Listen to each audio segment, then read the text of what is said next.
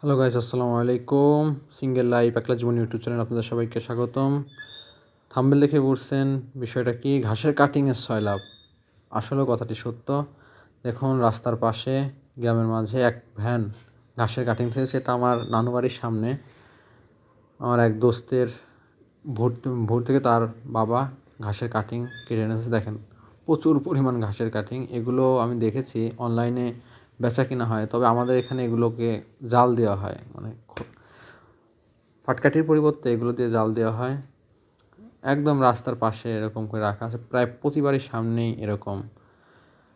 আমি বুঝি না যে এগুলো কেনে কারা। আসলে তাদের উচিত এগুলো না কিনে সরজমিনে এসে নিয়ে যাওয়া, তাদের মন মতো তা যত লাগে তত নিয়ে যাওয়া, এবং কৃষকদের একটু সাহায্য করে দেওয়া, যাতে ভুঁইগুলো পরিষ্কার হয়।